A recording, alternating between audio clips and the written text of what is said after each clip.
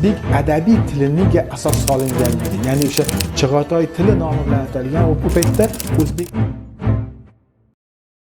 har bir tarixiy shaxs ma'lum bir missiyani, vazifani bajarish uchun tarix sahnasiga keladi degan qarashlar mavjud.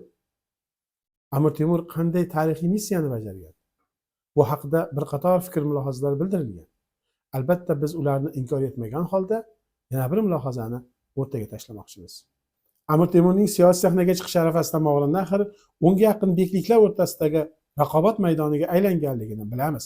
Xuddi shu holatni Eronda ham ko'rishimiz mumkin. Hulagular davlati o'rnida 10 dan ortiq kichik davlatlar shakllandi. Ular o'rtasida ham shafqatsiz urushlar olib borildi. Umuman olganda, Kichik Osiyoning sharqiy qismi, Eron, Iroq, Kavkaz, Eronning g'arbiy va markaziy qismlari, Xuroson, Kobul, G'azni, Qandahor, Movarounnahr, Xorazm, Sirdaryoning o'rta va quyi oqimi hududlari 30 dan ortiq mayda siyosiy birliklar o'rtasidagi o'zaro urushlarning iskanjasida edi. Bu darajadagi siyosiy tarqoqlik mazkur hududlarda avval kuzatilmagandi. Boshqacha aytganda, O'rta Yer dengizidan to Xitoygacha bo'lgan hududlarda urushlar olovi yonayotgandi. Urushlar bir vaqtda hamma yerda har doim yuz berishi odatga aylangandi. Bu esa doimiy vayronagarchiliklar, talon-tarojlar, behisob qurbonlar va iqtisodiy hamda madaniy hayotning tanazzulga yuz tutishini anglatardi. Amir Temur o'z faoliyati davomida mazkur hududlarni birlashtirdi. Albatta bu harakat ham urushlar, vayronagarchiliklar, talon-tarojlar, qurbonlar bilan kechdi.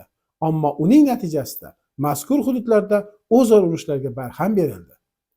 Bu esa o'z-o'zidan iqtisodiy va madaniy hayotning yuksalishiga olib keldi. Amir Temur vafoti bilan bu imperiya parchalandimi? Aslida bu juda bo'rttirilgan xulosa.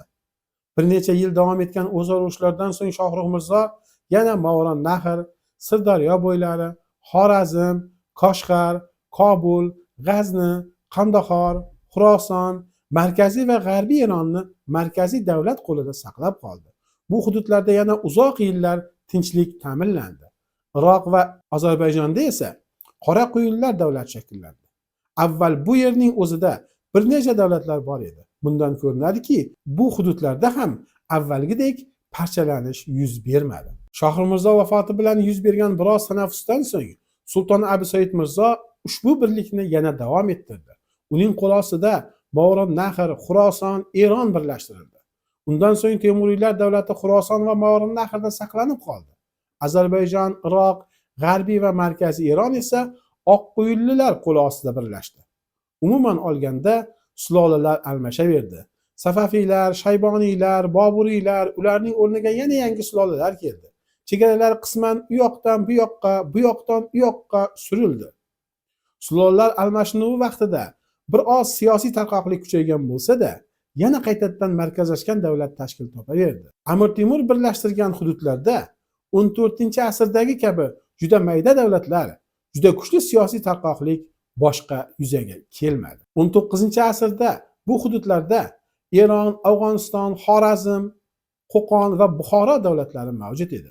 Bundan ko'rinadiki, Amir Temur nafaqat Movarounnahr, balki Eronning tarixida ham juda muhim o'rin egallagan shaxs edi. Balki Amir Temur uzoq yillar davom etgan siyosiy markazlashuvga poydevor yaratib bergan. Balki bu ham uning tarixiy missiyasi bo'lgandir.